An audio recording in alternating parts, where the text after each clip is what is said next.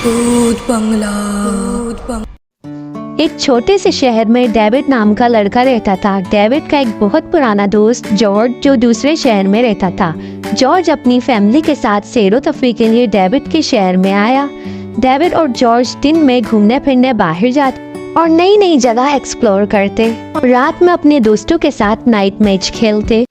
David और George जिस जगह मैच खेलते थे वहाँ एक बहुत ही खौफनाक बंगला था। एक रात जॉर्ज ने सभी दोस्तों से पूछा, ये बंगला बंद क्यों रहता है, ना इसमें कभी कोई जाता और आता हुआ देखता।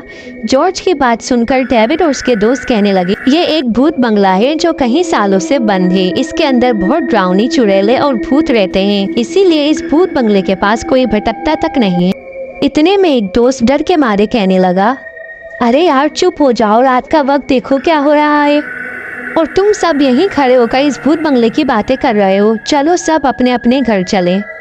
डेविड और जॉर्ज दोनों घर आ गए।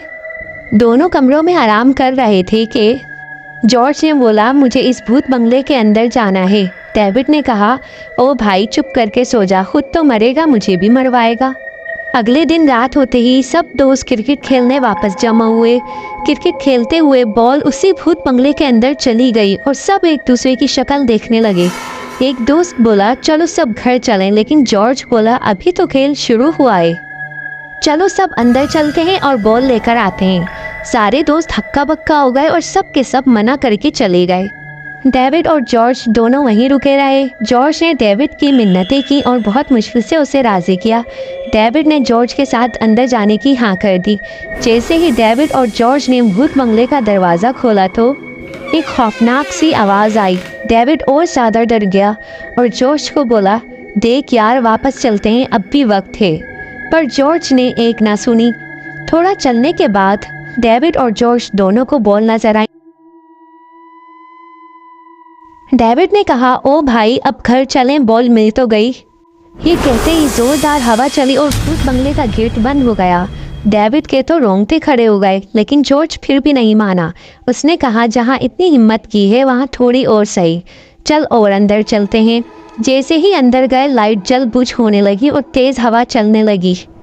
खिड़कियों के पर्दे उड़ने लगे। ये सब देखकर जॉर्ज भी थोड़ा सा डर गया, लेकिन उसने हिम्मत की और आगे बढ़ा।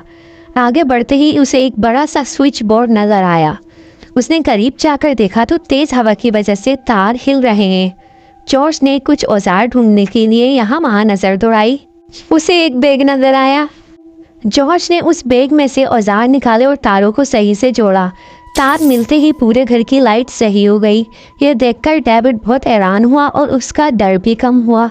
डेविड और जॉर्ज थोड़ी देर उसी बंगले में बैठकर इंतज़ार करने लगे कि कुछ नज़र आएगा, पर कुछ नज़र ना आया। जॉर्ज ने कहा, अरे मेरे पागल दोस्त, गौर से इन सब चीज़ों को देख और सोच, एक बंगला कई सालों से बंद है। बंद होने की वजह से इसमें जाले लग गए, लाइट ख़राब होने लगी, हर चीज़ पुरानी होती चली गई और बद से बदतर लगने लगी। सब शहर के लोग इन चीज़ों को देखकर वहम करने लगे और खुद ही कहानियाँ बनाने लगे। डेविड को जॉर्ज की बातें समझ आ गई और वो उसे शाबाशी देने लगा। कुछ ही देर में सुबह हो गई। जैसे ही डेविड और जॉर्ज भूत बंगले से बाहर निकले तो सभी लोग वहां जमा थे। डेविड और जॉर्ज को हंसता मुस्कुराता देखकर सब बड़े हैरान हुए। डेविड और जॉर्ज ने सब लोगों को सारी बात बताई। उस बंगले का मालिक बहुत खुश हुआ और कहा, अब तो मेरा घर भूत बंगला नहीं है, क्या इसको कोई खरीदेगा? किसी ने जवाब ना दिया। इतने में जॉर्ज बोला, मैं आपका घर ज़रूर खरीदूंगा। और जॉर्ज ने सबसे कहा, जैसा सोचोगे वैसा देखोगे और पाओगे, इसलिए अच्छा सोचें, अच्छा देखें और अच्छा पाएं।